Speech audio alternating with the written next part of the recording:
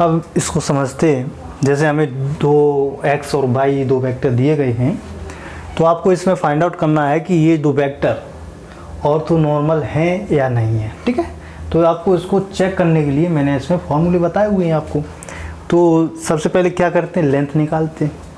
ठीक है, पहले आपको ये समझना पड़ेगा कि किस तरह से ऑर्थोनॉर्मल को चेक करते हैं। तो सबसे पहले ये है कि उसका डॉट प्रोडक्ट, यानी दोनों वेक्टर जो एक्स और वाई, अगर इसका डॉट प्रोडक्ट निकालें तो 0 होना चाहिए।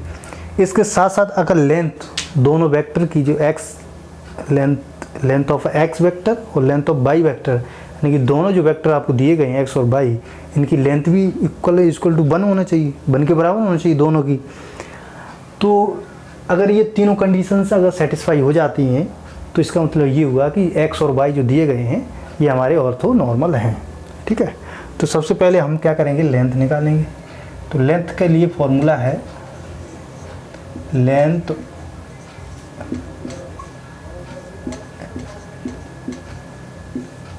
ठीक है,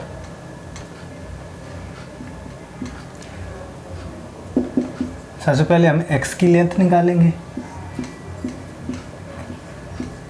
इसका फॉर्मूला है अंडर x1 का होल स्क्वायर प्लस x2 का होल स्क्वायर प्लस x3 का होल स्क्वायर। ठीक है, बिकॉज ऑफ x3 मुझे दिया नहीं गया है, यहाँ पर आपको क्या क्या दिया गया है, आपको दिया गया है ये बिकॉज ऑफ x वेक्टर है। तो ये जो पहली वैल्यू है x1 है, ये दूसरी वैल्यू जो दी गई है वो x2 है। बिकॉज ऑफ y, तो ये पहली जो वैल्यू दी गई है y1 और ये हमारी y2। ठीक है, तो जो फॉर्मूला हमारा वो कहाँ तक जाएगा, x1 का होल स्क्वायर प्लस x2 का, x1 का होल स्क्वायर प्लस x2 का होल स्क्वायर। यहाँ पर x3 दिया ही नहीं गया है। ठीक है, तो यहाँ पर हम इतना ही लिखेंगे। ठीक है, अब इसमें वैल्यू रख दो। तो x1 का होल स्क्वायर, x1 हमारा क्या है 1/√2 का होल स्क्वायर अगर करेंगे तो 1/2 आ जाएगा हमारा। ठीक है, तो 1/2। x2 का होल स्क्वायर, x2 का होल स्क्वायर क्या है -1/√2 का होल स्क्वायर। तो यहाँ से आ जाएगा, बिकॉज ऑफ पावर क्या है हमारी इवन है, तो ये माइनस हमारा पॉजिटिव हो जाएगा, तो 1/2 यहाँ से भी आ जाएगा।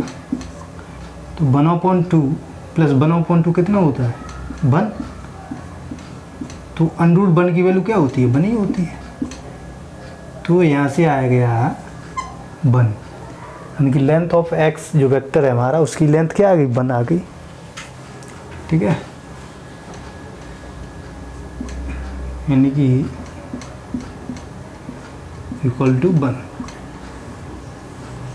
ठीक है, वेक्टर x है उसकी लेंथ क्या आ गई 1 आ गई। अब मुझे y की निकालना है, तो y की हम सिंपल तरीके से निकाल सकते हैं अंडर y1 का होल स्क्वायर प्लस y2 का होल स्क्वायर।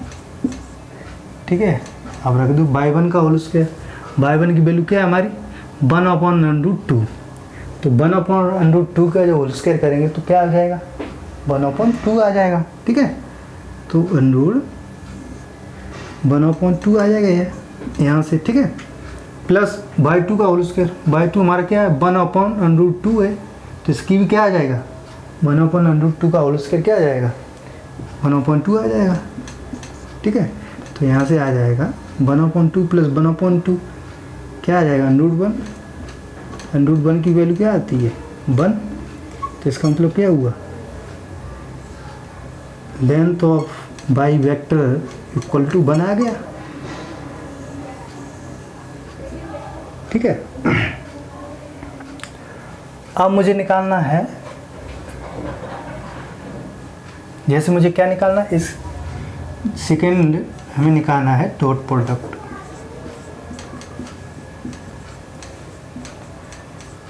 डॉट प्रोडक्ट क्या होता है x dot y equal to 0 होना चाहिए उसके लिए, ऑर्थोनॉर्मल के लिए।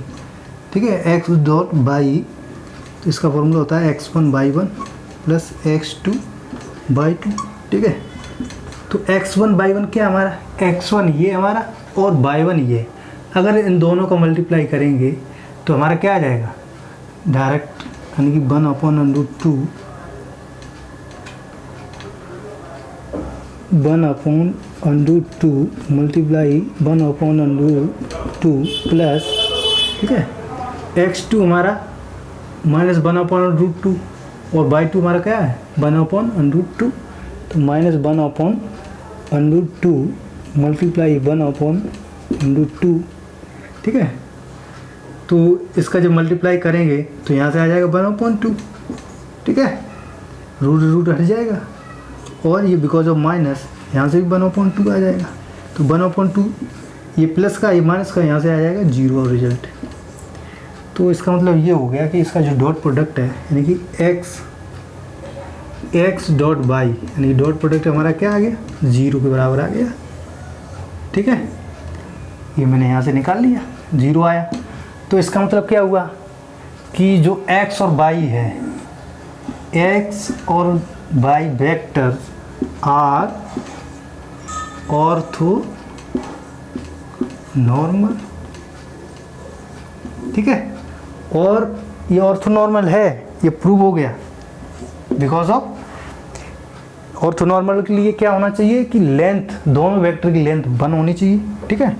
और उसका जो डॉट प्रोडक्ट अगर करेंगे अगर 0 के बराबर आता है, अगर ये 3 कंडीशन सेटिस्फाई हो जाती है, पहली कंडीशन x जो वेक्टर है उसकी लेंथ क्या 1 है, y की भी 1 होनी चाहिए, और तीसरी कंडीशन अगर उसका डॉट प्रोडक्ट 0 के बराबर आता है तो x y जो वेक्टर हैं हमारे ऑर्थोनॉर्मल होंगे।